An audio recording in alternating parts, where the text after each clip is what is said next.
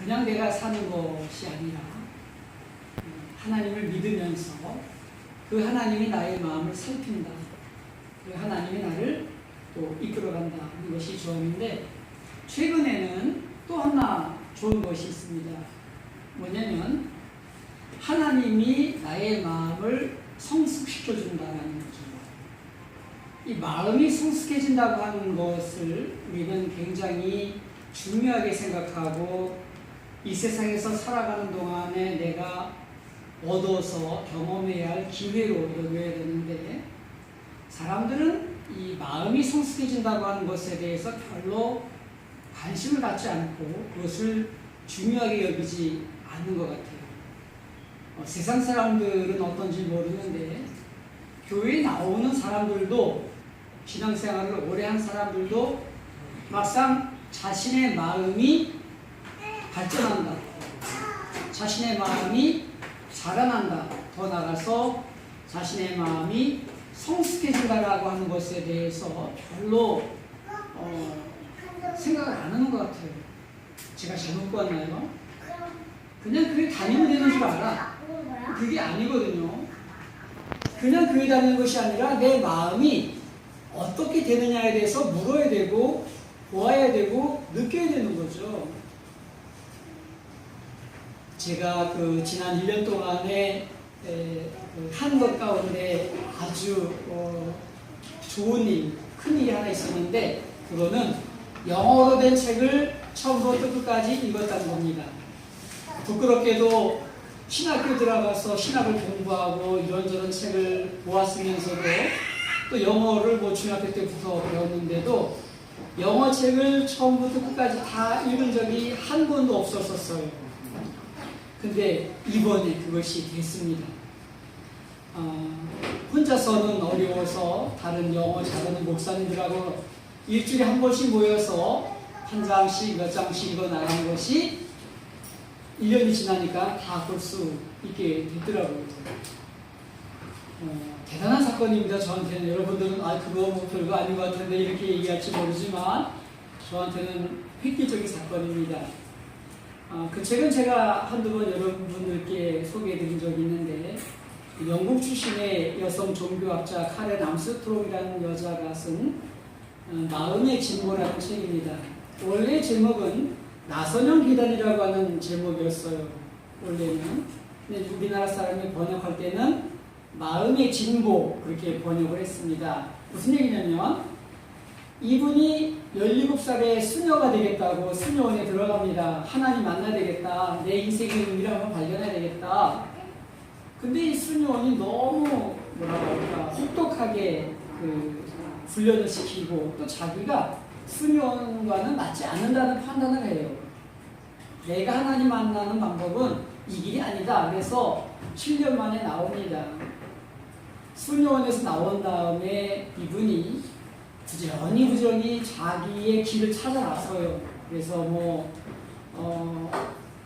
대학교 교수가 되려고 공부도 했는데 박사학위 과정 심사에서 떨어지고 또 중고등학교 가서 영어를 가르쳤는데도 수입은 있지만 뭔가 자기의 길이 아닌 듯 싶어서 그것도 나오고 방송국에서 일을 한번 해봅니다. 여러 사람들 앞에서 기독교에 대해서 막 비판적으로 말하고 막 자기가 생각을 막 말하는 그런 그 토크도 일종의 토크쇼도 진행해봤는데 그것도 아닌 것 같고 또 사도 바울의 일대기를 추적하느라고 예루살렘과 그 지역을 다 이스라엘 사람과 돌면서 이제 기록하는 걸 했어요. 그래서 방송과 관계된 일을 하려고 했는데도 또 미끄러지고 그래서 자신이 이 자서전에서 회고할 때 뭔가 시도를 했는데 몇 년 만에 미끄러지고 실패하고 떨어지고 그래서 아주 쓰디쓴 경험을 여러 타면서 이분이 스스로에게 말하기를 열심히 노력했는데 나는 맨날 제자리였다는 거죠.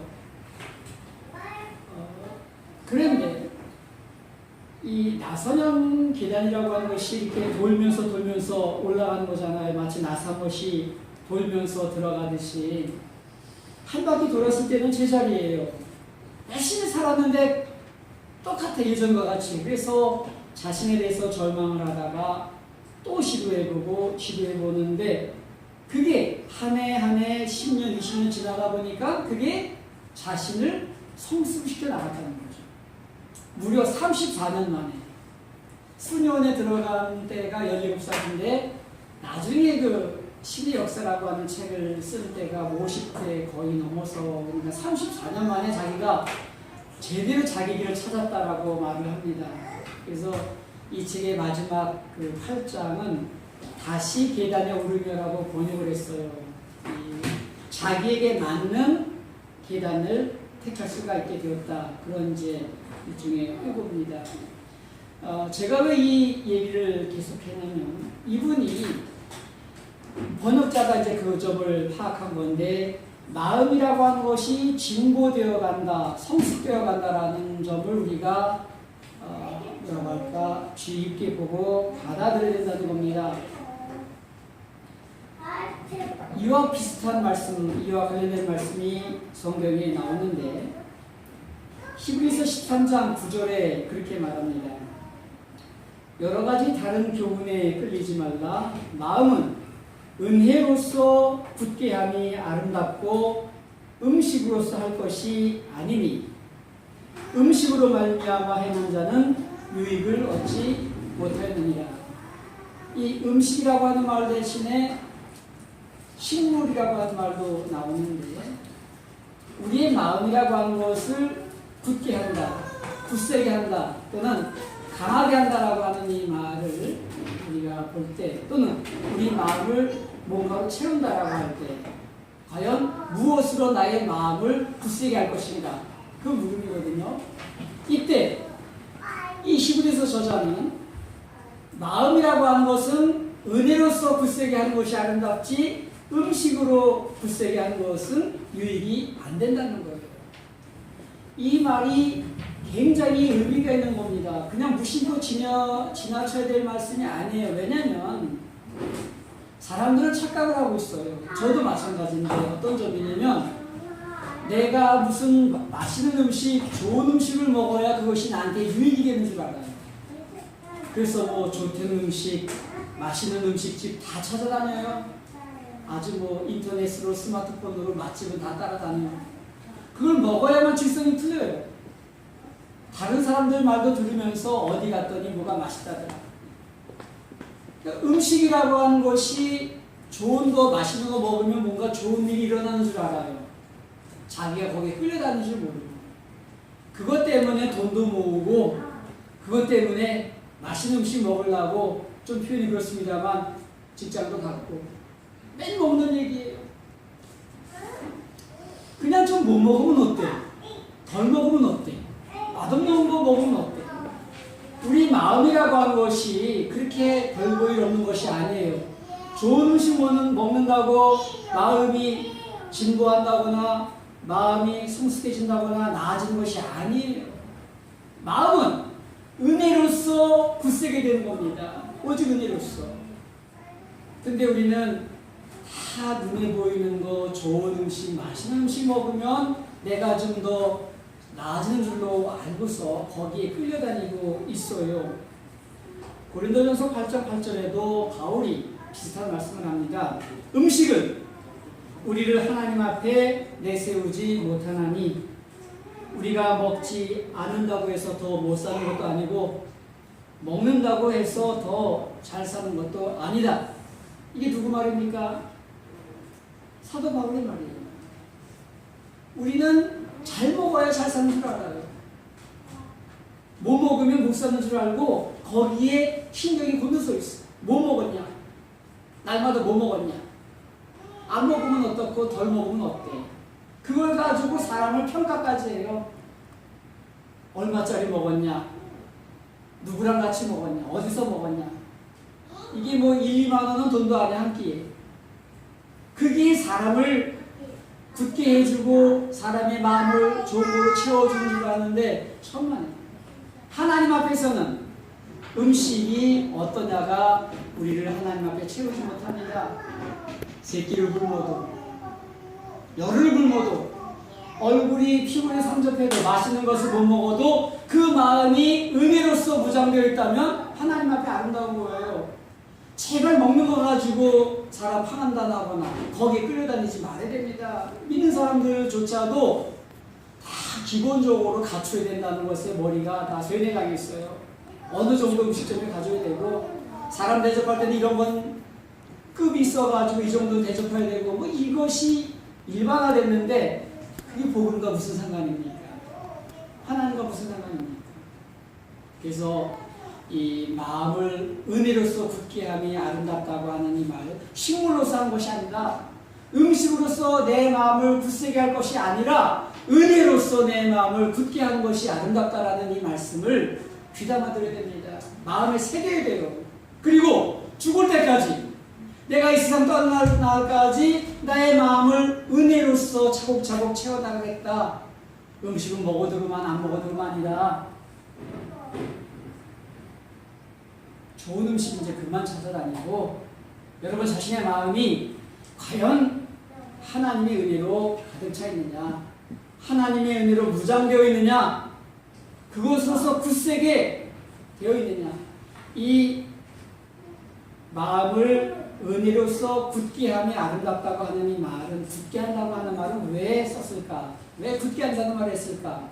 도무지 요동하지 않는다는 거죠. 세상의 여러 가지 일에 흔들리지 않는다는 겁니다.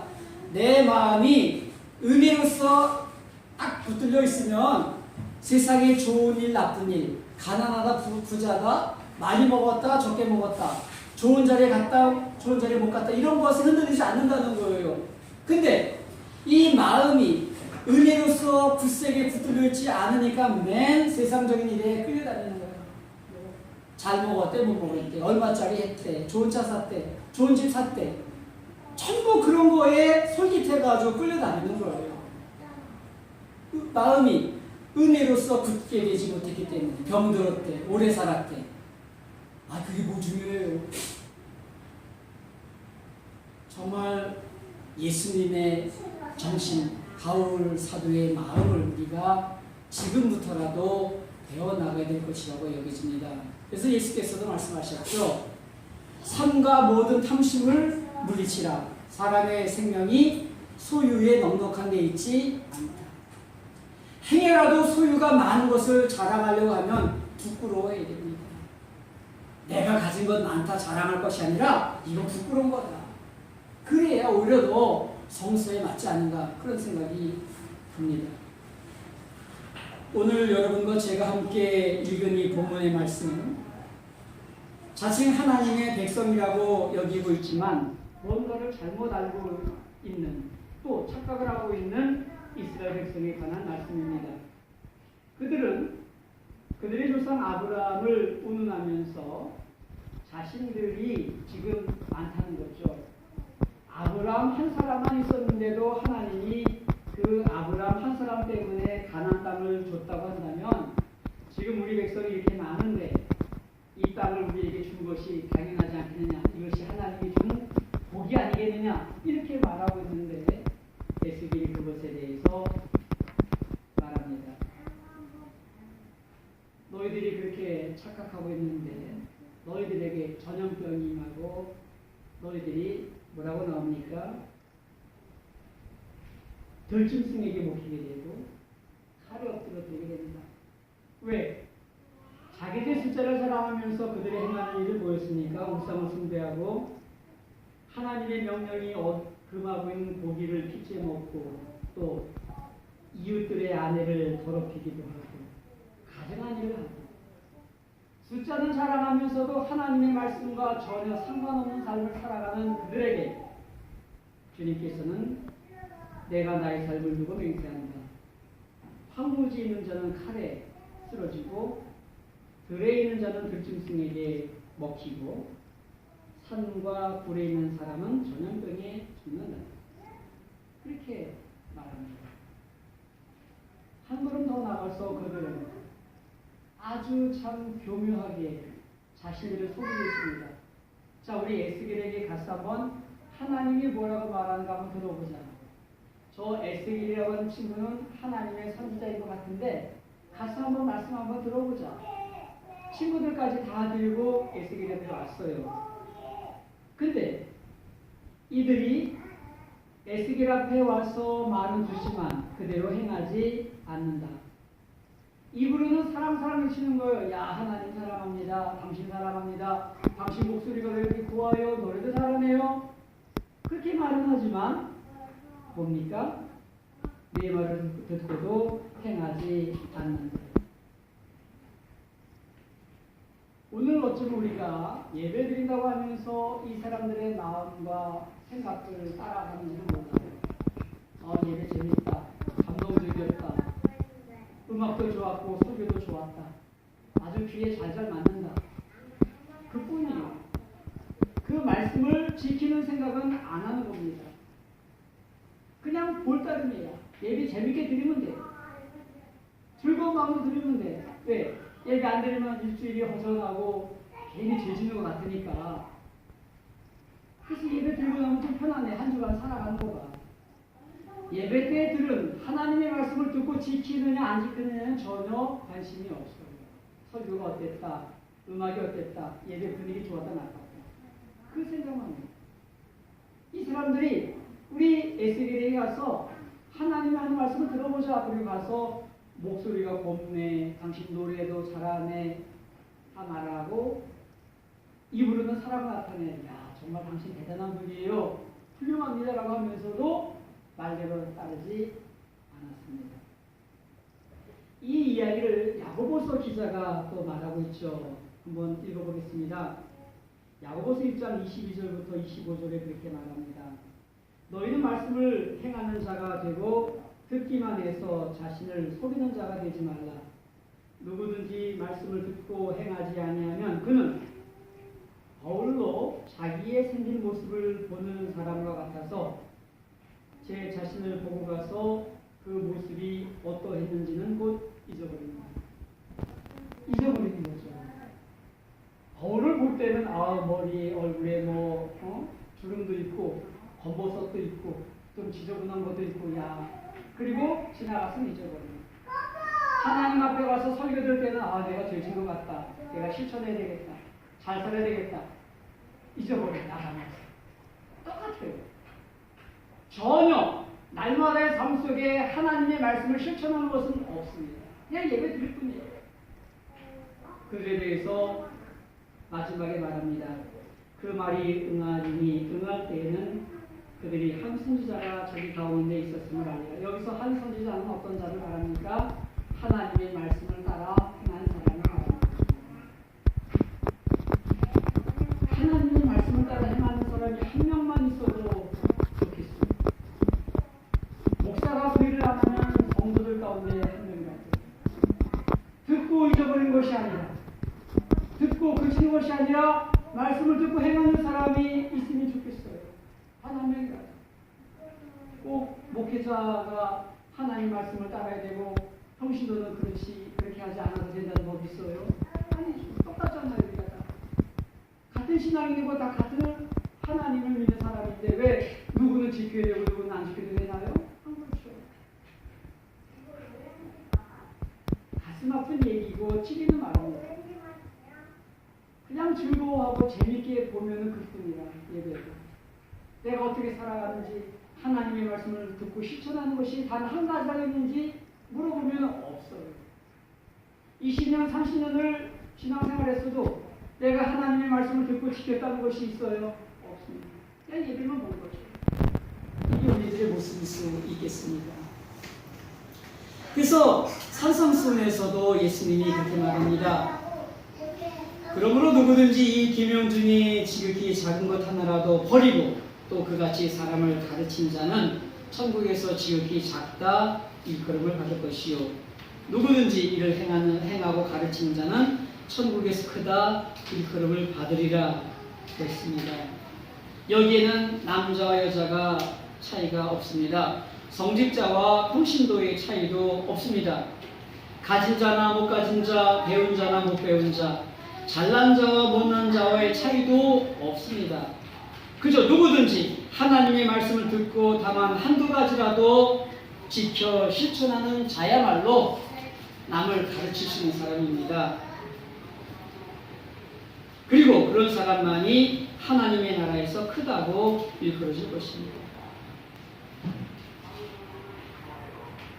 오늘 저는 제목을 하나님의 은혜가 있기에 가능한 일들 이렇게 적어놨습니다. 단적으로 말하면 이 세상은 하나님의 은혜가 넘치는 곳이기에 우리가 하나님의 말씀을 듣고도 실천할 수가 있고, 또 우리가 필요로 하는 것들, 우리에게 요구되는 것들을 다 이루어낼 수가 있습니다. 우리는 우선 본문 말씀의 에스겔이나 예수는 하나님의 은혜를 철저하게 믿은 사람임을 알아야 합니다. 그들이 이 세상을 바라볼 때 비록 눈앞에 많은 어둠과 거짓 등이 만연함에도 불구하고 이 세상은 하나님의 선하신 작품이고 이 땅에, 이 세상에 하나님의 사랑이, 은혜가 날마다 힘있게 역사하고 있음을 믿었습니다. 그래서 기꺼이 그 하나님의 손에 자신들을 맡길 수가 있었던 겁니다. 이 세상이 서로 빼앗고 자기 것을 챙기려고 하는 세상이라고 한다면, 우리를 넘어뜨리려고 하고 우리를 빼앗으려고 하는 세력만이 가득한 곳으로 보면은 자기 것을 챙기는데 급급할 수밖에 없어요. 공정한 경기장이라고 만약에 세상을 보면은 내가 내 힘을 빌려서, 내 능력을 빌려서 나와 어울리는 사람들끼리만 한 팀이 되면 되는 거죠. 끼리끼리 자기들 거를 지켜나가니까. 그런데 강대국들이 하는 것도 그렇고 잘난 사람들이 하는 것도 그렇습니다. 집단 이기심이 되는 거죠. 가진 사람들은 끼리끼리 놀고 배운 사람들은 자기들끼리 모아서 뺏기지 않으려고 하는 거죠. 누리려고 하는 거죠. 이런 사람들은 이 세상이 하나님의 은혜가 철철 넘치고 있다는 것을 모르고 있어요. 못 보고 있습니다. 예수와 바울은 많은 어둠과 전쟁과 살육이 있음에도 불구하고 이 세상은 하나님의 은혜가 철철 넘치는 곳이다라는 믿음이 있었기 때문에, 그런 눈이 있었기 때문에 자기들을 기꺼이 그 하나님의 손에 맡길 수가 있었던 겁니다. 그래서 기꺼이 자신을 사랑하고 희생하는 데 내줄 수가 있었어요. 가난하고 약한 사람들에게 다가가고 어느 사람한테 다가갈 수가 있었던 거죠. 어떻게 가능했을까? 이 세상을 바라보는 눈이 달랐던 거예요. 바울이라고 하는 사람이 이 세상을 바라보는 눈이 그냥 경쟁터로 보았습니다. 그래서 율법도 공부하고 율법도 지키고 말이지 철저하게 지식을 많이 쌓았어요. 근데 그가 예수를 만났을 때 예수 안에서 하나님의 자비와 사랑이 철철 넘친 것을 보고서 이 세상은 내 것을 먼저 챙기고 내 힘으로 차곡차곡 쌓아놓는 것이 아니라, 왜? 그럴 필요가 없는 거죠. 하나님의 은혜가 넘쳐나는 세상인데 굳이 내가 내 것을 챙기려고 애쓰지 않아도 된다는 거예요. 예수 안에서 그걸 보았어요, 바울이. 그래서 그때부터는 이렇게 넘치는 세상에 뭘 얻으려고 하고 쌓으려고 할 것이냐, 이 은혜가 넘치는 세상에서 내 것을 나눠주는 일만 하자.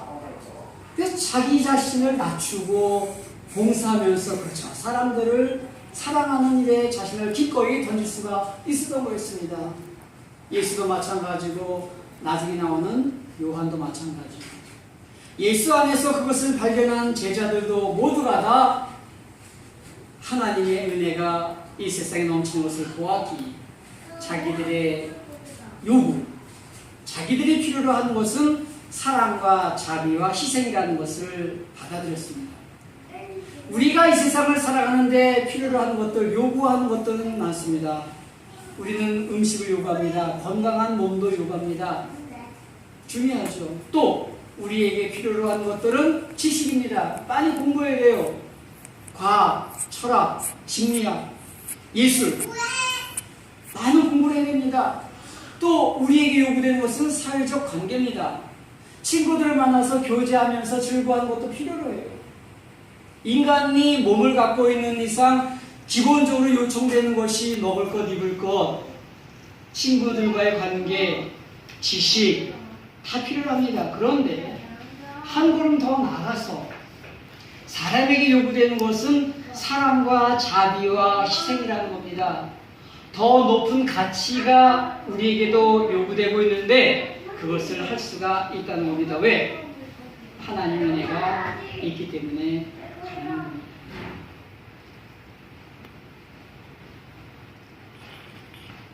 주님께서는 의에 줄이고 목마른 자는 복이 있나니 저희가 배부를 것이다 라고 했습니다. 마음이 넉넉해지는 것이 진짜로 배부른 것입니다. 아무리 음식을 많이 맛있게 먹어도 그때뿐입니다. 마음의 은혜가 가득 차서 나와 다른 이웃들에게 긍휼과 자비와 사랑의 마음을 보일 수가 있는 것입니다. 그것이 먼저 하나님의 나라를 구하는 자세입니다. 저는 요즘에 계속 여러분들께 한쪽 문이 열리면 한쪽 문이 닫히면 다른 쪽 문이 열린다는 말씀을 드리고 있습니다. 지금까지 우리가 살아왔던 삶이 어떠했든지 간에 그건 이미 닫힌 문입니다. 이제부터는 열린 문으로 나가야 되는데 그 열린 문은 어떤 문입니까? 내 마음이 더 성숙해지고 넓어지고 사랑이 풍성한 마음으로 진보해 나가고 그 마음으로 성숙해져 가는 것입니다. 이 땅에서 오래오래 사는 것도 좋지만 그것을 위해서 온갖 힘을 다 기울입니다. 양생이라는 거죠. 그리스도교에 있어서는 더 중요한 것은 영생입니다. 오래오래 잘 사는 것도 건강하게 사는 것도 중요하지만 더 중요한 것은 마음이 성숙해졌어. 마음이 정말로 진보돼서 마음이 은혜로 가득 차서 나를 바치는 겁니다. 하나님께 바칠 수 있는 자가 되는 거예요. 다른 사람에게 사랑으로 나를 내어줄 수 있는 데까지 가는 겁니다. 그게 그리스도교가 가진 아주 소중한 보물이고 자산인데 우리는 그저 몸 잘 관리하고 건강 잘 관리해서 오래 살면 되는 줄 알고 그거 물론 중요하죠. 그러나 그거보다 더 중요하고 귀한 것이 있다는 것을 받아들이지 않아요. 자꾸 몸만 챙기려고 하는 거예요. 저 역시 이제부터라도 몸은 그만해도 됐습니다. 아파도 되고 좀 챙기지 못해도 돼. 좋지 않은 옷 입어도 돼. 맛있는 음식 안 먹어도 돼. 마음을 은혜로서 굳게 하는 일을 새롭게 시작하고 그래서 어느덧 여러분들의 마음이 정말 사랑과 긍휼의 마음이 넘쳐나는 그런 날들이 오기를 바랍니다. 내 가족이나 이웃에게만이 아니라 나를 미워하는 정말 내 대적들까지도 품을 수 있는 만큼의 사랑이 넘치는 데까지 마음이 자라나야 하겠습니다. 보니까 예수에 대해서 이런 표현이 나옵니다. 너희 안에 그리스도 예수의 마음을 품어라. 그 다음에 또 그 빌립보서죠. 히브리서로 갔더니 그렇게 나옵니다. 너희가 예수를 깊이 생각하라. 또 가면은 믿음의 주요 온전케 하는 이 예수를 바라보라. 그런 말도 있고요. 베드로서에 가니까 너희가 예수는 보지 못하였지만 사랑한다 라는 말이 있어요. 왜 예수를 깊이 생각하고 바라보고 사랑하고 또 예수의 마음을 품을까? 내 마음이 예수의 마음처럼 자라나기 위해서, 성숙해지기 위해서, 내 마음에 하나님의 은혜가 가득 차기 위해서 그런 것인데 하나님의 은혜가 있기에 가능하다고 믿고 지금부터 여러분들의 삶이 그러한 삶을 향하여 나아가시기를 주님의 이름으로 부탁드립니다. 기도드리겠습니다. 하나님 아버지 고맙습니다. 나의 나된 것이 오직 주님의 은혜라고 바울사도께서 고백했는데 우리가 그 주님의 은혜의 손길에 나를 맡기지 아니하고 세상의 방식과 나의 재능과 나의 힘만 의지해서 나도 모르는 사이에 다른 사람을 무시하고 외면하고 행여 억압했던 적은 없는지 돌이켜보기를 원합니다. 남은 삶을 주님을 바라보면서 주님의 마음을 품기를 사모하면서 또 주님께서만이 친히 우리를 온전케 하는 주님을 믿고 더욱더 주님을 사랑하는 자가 될 수 있도록 주께서 도와주시고 인도해 주시옵소서. 우리 주님 예수 그리스도 이름으로 기도하옵나이다. 아멘.